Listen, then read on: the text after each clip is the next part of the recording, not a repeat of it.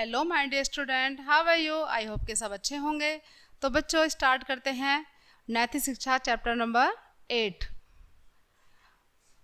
ये chapter number 8 है बच्चों। इसका नाम है अहिंसा सबसे बड़ा धर्म।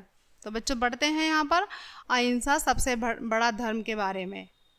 स्टार्ट करते हैं, ध्यान से सुनेंगे सभी बच्चों। महाराज शुद्धोधन के पुत्र राजकुमार सिद्धार्थ अपनी पत्नी यशोधरा एवं पुत्र राहुल को एक रात सोता हुआ छोड़कर संसार के दुखों का रहस्य समझने के लिए जंगल में निकल गए। कहाँ निकल गए बच्चों? जंगल में निकल गए। घूमते फिरते बिहार में गया नामक स्थान पर वे एक पीपल के पेड़ के नीचे तपस्या में लीन हो गए। कहाँ पर बच्चों? गया में। गया एक स्थान का नाम है। कठोर तप करने के पश्चात उन्हें ज्ञान की प्राप्ति हुई और वे महात्मा बुद्ध कहलाने लगे। एक दिन महात्मा बुद्ध कहीं जा रहे थे। दोपहर का समय था। एक गडरिया अपनी भेड़ बकरियों को जल्दी जल्दी हाँकता हुआ कौशाम्बी नगर की ओर तेजी से चला जा रहा था। कहाँ जा रहा था बच्चों? कौशाम्बी नगर की ओर चला जा रहा था। उन भेड़ बकरियों के माथे पर सिंदूर लगा हुआ था। महात्मा बुद्ध ने गडरिया से पूछा, क्या पूछा बच्चों? कि भाई इतनी धूप में तुम इन मूक पशुओं को निर्दयता से मारते हुए कहाँ ले जा रहे हो?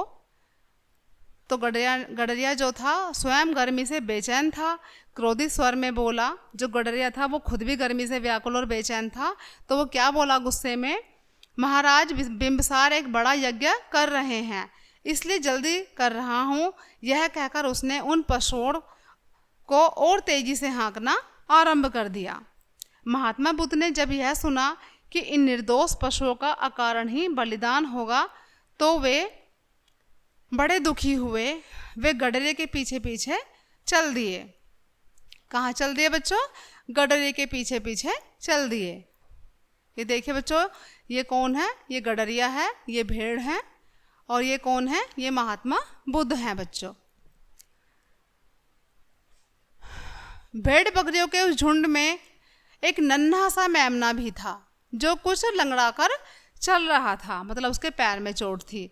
गडरिया बार बार उसे छड़ी मारकर दौड़ा रहा था।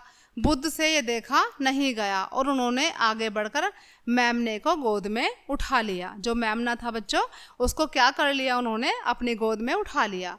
बुद्ध मेमने को गोद में लिए गडरिये के साथ साथ चलते रहे। थोड़ी देर बाद वे कौशाम्बी नगर में पहुंच गए। नगर खूब सजा हुआ था। बिंबसार के महल में खूब रौनक थी। महल के पास ही एक विशाल मंडप बना हुआ था। उसमें यज्ञ चल रहा था। पंडितगण मंत्रों का उच्चारण कर रहे थे। यज्ञ कुंड में से अग्नि की ऊंची लपटें उठ रही थीं। राजा रानी यज्ञ वेदी के पास बैठे हुए थे। नगर के प्रतिष्ठित लोग कुछ हटकर बैठे हुए थे।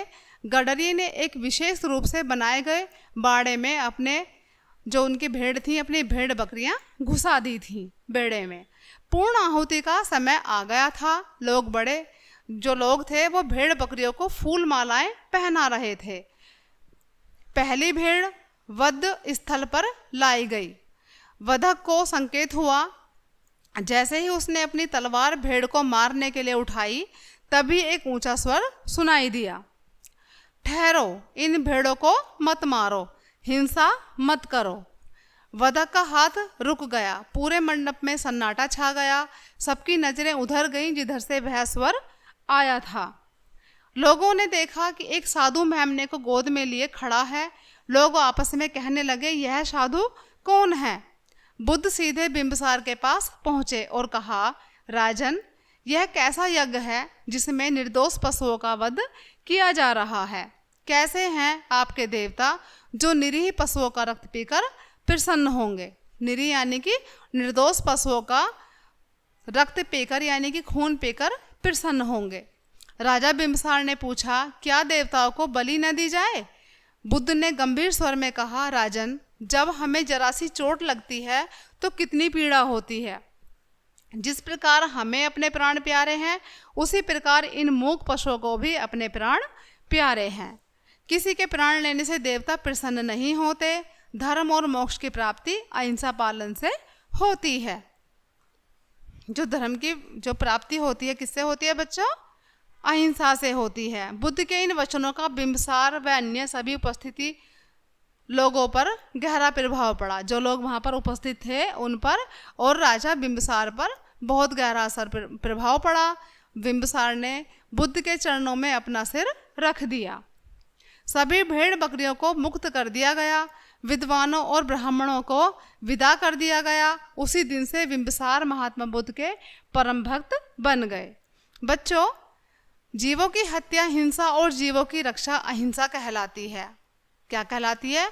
अगर हम जीवों की हत्या करते हैं तो वो क्या कहलाती है? हिंसा कहलाती है।